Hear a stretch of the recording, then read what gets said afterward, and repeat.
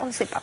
Bon, on va parler de ces nouveaux modes chirurgicaux de demain. Savez-vous que vous serez opéré par des robots et même qu'en ce moment, les chirurgiens retournent à l'école pour apprendre ces nouvelles techniques? C'est ce que vous allez me dire ce matin. Alors, on n'est pas des spécialistes. L'intérêt de cette chronique, je vous le rappelle, cher Richard, c'est d'informer nos téléspectateurs. C'est pas une chronique de spécialistes. Non, non, rassurez-vous, chère Sophie.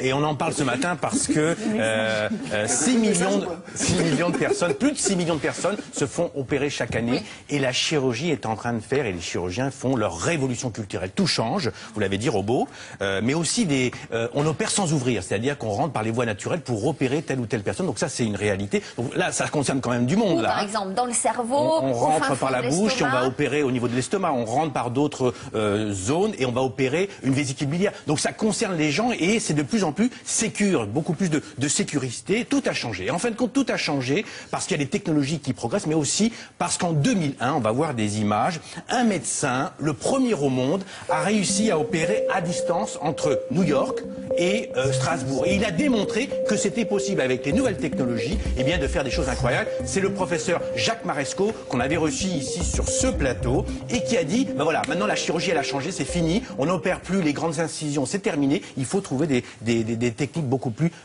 comment dire, moins invasives et beaucoup plus sécures pour le patient. Et donc vous, Alexandre disait, est-ce qu'on va être opéré ou est-ce qu'on va être opéré par des robots? La réponse est oui, on est déjà opéré par des robots et c'est beaucoup plus de sécurité. Alors, cette école de chirurgie qu'on a visitée, pourquoi elle est intéressante? Parce que des chirurgiens qui ont été formés par la fac de médecine retournent à l'école pour justement répondre à la demande des patients. On a suivi un jeune chirurgien, Guillaume, qui est chirurgien viscéral et qui est retourné à cette école pour mieux comprendre les nouvelles techniques, la nouvelle technologie. Et vous verrez que demain, après-demain presque, ces nouveaux chirurgiens vont être choisis par les patients. On choisira des chirurgiens qui ont suivi cette formation parce qu'on considérera que non seulement ils seront beaucoup plus de sécurité, le rétablissement sera beaucoup plus rapide pour le patient. Vous voyez, on est quand même dans un duo entre le patient qui va être opéré et le chirurgien. La chirurgie ne se fera plus comme avant.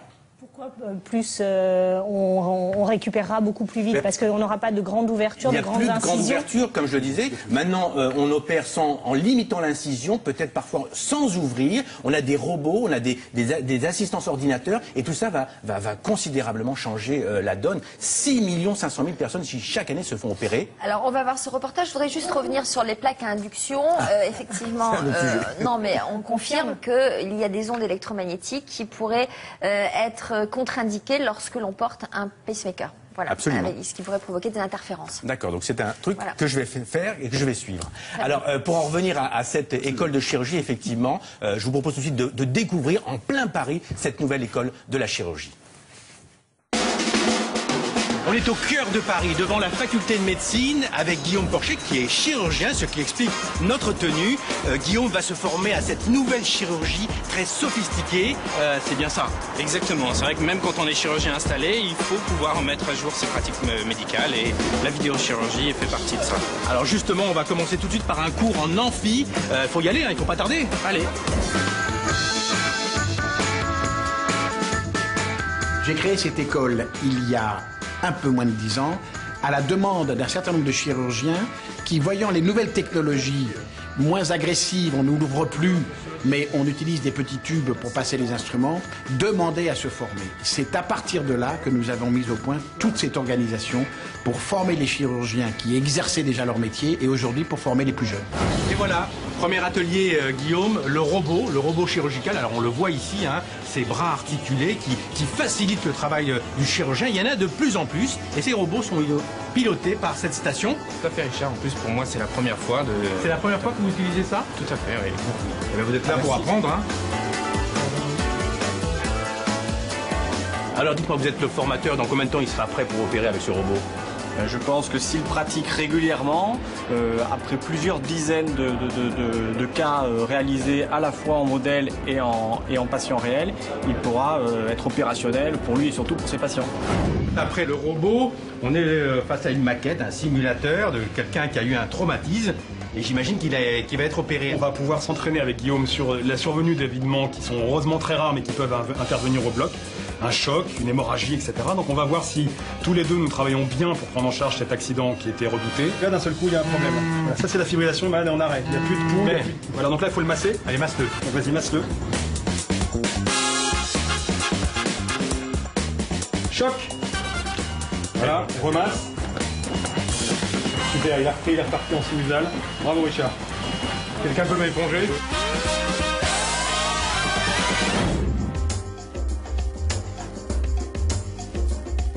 Tous les instruments, la caméra, l'éclairage et tous les outils sont introduits comme ça dans le ventre et on ne regarde que la télévision. Alors Guillaume, comment ça va? Écoute, ça se passe très bien, Richard. On avance, on regarde à la loupe, donc c'est quelque chose qui dépasse la chirurgie classique dans ce sens-là. Mais c'est toute une gestuelle qu'il faut apprendre également, qu'il faut développer. Être moins agressif, moins invasif, pour prendre un mot anglais. Pouvoir assurer un retour à la vie active beaucoup plus rapide, être de plus en plus sûr dans ses gestes. Qui ne demanderait pas ça? Tout le monde. C'est ça la nouvelle chirurgie. Et c'est ça la nouvelle chirurgie. Plus de qualité, moins d'agression, plus de sécurité. Alors Guillaume, vous avez appris plein de choses aujourd'hui? Énormément aujourd'hui. On est face à des situations hyper réalistes pour la sécurité du patient. Et ça m'a permis de réaliser des interventions à haut risque dans de bonnes conditions. Comme si vous étiez au bloc. Comme si on était au bloc. Alors, c'est plus du tout le même métier, quand même. Ça n'a rien à voir, c'est des nouveaux chirurgiens. Et puis c'est beaucoup plus de sécurité. On va même plus loin. Aujourd'hui, avant l'opération, on va faire une image radiologique du patient qu'on va opérer. Et pendant l'intervention, on va superposer cette image radiologique pour savoir exactement où on va retirer, sur quoi on va intervenir. Donc c'est un peu un pilotage automatique, comme un avion, un 747. On a un pilotage automatique. Et là, pareil, on a un chirurgien qui a un pilotage automatique. Alors, plus de précision, on peut imaginer quand même que ça pallie les problèmes de fatigue humaine. Un chirurgien qui enchaîne les opérations, à la fin de la matinée, on peut imaginer qu'il se mette à trembler un peu ou qu'il soit moins précis. Le fait d'avoir un robot compense ça. Le fait d'avoir un robot compense. Le fait d'avoir une assistance ordinateur pour préciser où on est exactement compense. Et puis vous avez vu, c'est beaucoup moins invasif. C'est des tout petits trous que l'on fait et la récupération du patient est immédiate, beaucoup plus facile. On n'a pas besoin de convalescence. Donc c'est véritablement assez étonnant et ça progresse et ça se développe. Donc c'est moins de temps pour récupérer. On reste moins longtemps hospitalisé. Donc là encore, ça permet de faire des économies en matière de prise en charge. Exactement, Sophie. Et demain, ces médecins qui seront formés. On limite les risques d'infection? Oui, puisqu'on reste moins longtemps à l'hôpital, donc moins d'infections nosocomiales. Non, c'est gagnant-gagnant. Et je vais même plus loin. Demain, les chirurgiens qui auront suivi cette formation pourront l'afficher, si j'ose dire, sur une carte de visite en disant on a eu cette certification, on a eu cette formation. Et pourquoi pas, on choisirait notre chirurgien en fonction de cette formation. Comme pour la chirurgie esthétique, comme pour la chirurgie réparatrice, on choisira en fonction de la qualité.